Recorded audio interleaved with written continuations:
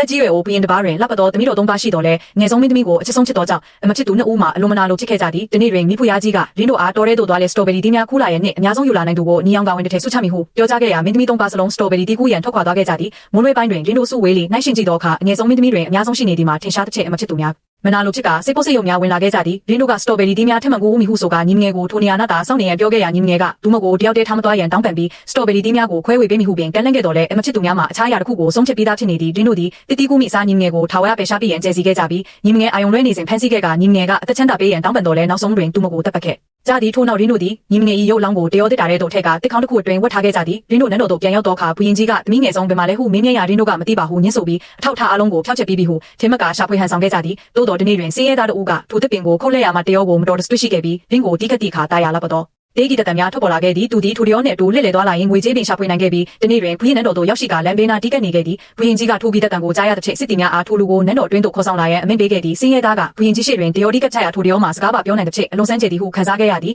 အမချစ်သူနှစ်ဦးကရင်းကုန်မြင်ရင်တရောကိုအမြဲလိုယူခဲ့ကြပြီးအမအကြီးဆုံးကတီးကပ်လိုက်သည်နှင့်တရောကသူမသည်လူသက်သမားဖြစ်ကြောင်းပြောဆိုခဲ့ကဒုတိယအမကထမှန်စ조사သောအခါတွင်လည်းတရောကသူမကိုပါလူသက်သမားဟုပင်ခေါ်ဆိုခဲ့သည်ထို့နောက်ဘုရင်ကြီးကတီးကပ်သောအခါတရောခမေးတော်ညင်သာစွာတီးကပ်ပါသမီးရဲ့လက်ကလေးတွေနာကျင်ရပါတယ်ဟုပြောဆိုချက်ဘုရင်ကြီးမှာအားတင်သွားခဲ့ရပြီးနောက်ဆုံးတွင်မိဖုရားကြီးကတီးကပ်သောအခါနဲ့လည်းတရောမေတော်ညင်သာစွာတီးကပ်ပေးပါသမီးရဲ့လက်ကလေးတွေနာပါတယ်ဟုပြောကြားခဲ့ပြန်သည်ဘုရင်ကြီးနှင့်မိဖုရားကြီးတို့အဲလာမင်တက်နေစဉ်မှာပင်ရုတ်တရက်တရောတက်တာပွင့်ထွက်သွားပြီးအငယ်ဆုံးမင်းသမီးလေးမှာအသက်ရှင်လျက်ထွက်လာခဲ့သည်အမှန်တရားပေါ်ပေါက်သွားသောအခါအမချစ်သူနှစ်ဦးစလုံးတတိလဲလဲကျသွားခဲ့ကြပြီးဘုရင်ကြီးနှင့်မိဖုရားကြီးတို့မှာပျောက်ဆုံးနေသောသမီးတော်ကိုပြန်လည်တွေ့ရှိရတဲ့ချက်ဝမ်းသာနေရကြခဲ့ကြတော့လဲအမချစ်သူနှစ်ဦးတွင်တာဝန်ရှိကြောင်းလဲသဘောပေါက်သွားခဲ့ကြသည်ဘုရင်ကြီးကဒင်းတို့အားထာဝရจิตပေးရန်အမိန့်ချမှတ်ခဲ့တော်လဲအငယ်ဆုံးမင်းသမီးလေးကတားမိခဲ့ပြီးအမချစ်သူများကိုထိုးခဲ့တော့ဒုက္ခမရောက်စေလိုသောကြောင့်နောက်ပိုင်းတွင်ဒင်းတို့အားလုံးအတူတကောအေးချမ်းစွာနေထိုင်သွားခဲ့ကြသည်